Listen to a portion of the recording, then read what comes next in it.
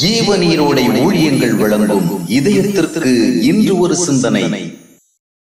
தேவனை நோக்கி யோசபாத்திற்கு ஒரு பெரிய நெருக்கடி ஏற்பட்ட போது எங்கள் கண்கள் உண்மையே நோக்கி கொண்டிருக்கிறது என்று ஜெபித்தான்.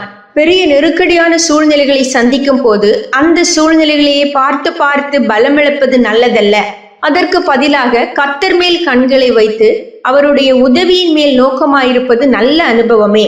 ஆனால் இதைவிட மிகச்சிறந்த ஒரு அனுபவம் உண்டு. அது நம்முடைய நெருக்கடியான சூழ்நிலைகளின் விளைவாக கர்த்தரையே நோக்கி கொண்டிராமல் கர்த்தர் நமக்காக நியமித்த இலக்கின் மேல் கண்களை வைத்து செயல்படுதல். அநேகர் இரவும் பகலும் வாரத்தின் 7 நாட்களும் வருடத்தில் 12 மாதங்களும் கர்த்தர் மேல் கண்களை வைத்து அவருடைய உதவிக்காக கெஞ்சி கொண்டிருக்கின்றார்கள். அவர்கள் தொடர்ந்து தேவனை நோக்கி பார்த்து கெஞ்சி மன்றாடி அழுது ஜெபிப்பதற்கு ஏதுவாக ஏதாவது பிரச்சனைகள் ஒன்று மாறி மாறி வந்து கொண்டே இருக்கின்றது. ஆனால் இரவும் பகலும் ஜெபம், உபவாசம், ஜெப கூட்டங்கள் என கர்த்தர் மேல் பார்வையை வைத்து கெஞ்சி மன்றாடினாலும் பெரிய நல்விளைவுகள் இல்லை. காரணம் என்ன? கர்த்தர் மேல் பார்வை என்பதும் எப்பொழுதும் நம்முடைய பிரச்சனைகளுக்காகவும் தேவைகளுக்காகவும் இருக்கக்கூடாது. எல்லா பிரச்சனைகளின் நடுவிலும் ஒரு தேவ உதவி அல்லது தேவ நன்மை கிடைப்பதே தேவனை நோக்கி பார்ப்பதின் காரணமாயிருக்க கூடாது. தேவன் நம்ம எதற்காக அழைத்தார், எந்த நோக்கங்களுக்காக அழைத்தார், எந்த தரிசனங்களுக்காக அழைத்தார் என்பது தொடர்பான சிந்தனையும் அந்த நோக்கம் சார்ந்து தேவன் மேல் பார்வையும் வைக்கும் அனுபவம் வேண்டும்.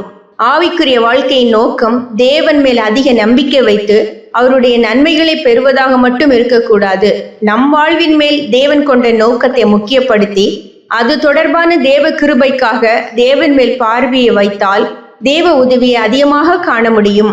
தேவனே, இவ்விதமான பிரச்சனைகளின் நடுவிலும் நான் உம் சித்தம் செய்ய வேண்டும், உம்முடைய வழியில் நடக்க வேண்டும், உம்முடைய நோக்கத்தை நிறைவேற்ற வேண்டும், அதற்கான விசேஷ கிருபை தாரும் என்று ஜெபித்தால் தேவன் அந்த நோக்கம் நிறைவேறுவதற்காக எந்த பிரச்சனைகளின் நடுவில் நாம் கடந்து செல்ல பாதை காட்டுவார் என்பது நிச்சயம். சிந்தனைக்கு, ஆசைப்பட்டதெல்லாம் அடைய முடியாதது பிரச்சனை அல்ல, அடைய வேண்டியவைகளை ஆசைப்படாமல் போவதுதான் பெரிய பிரச்சனை. ஆசைப்பட்டதையெல்லாம் அடைய முடியாதது பிரச்சனை அல்ல, அடைய வேண்டியவைகளை ஆசைப்படாமல் போவதுதான் பெரிய பிரச்சனை.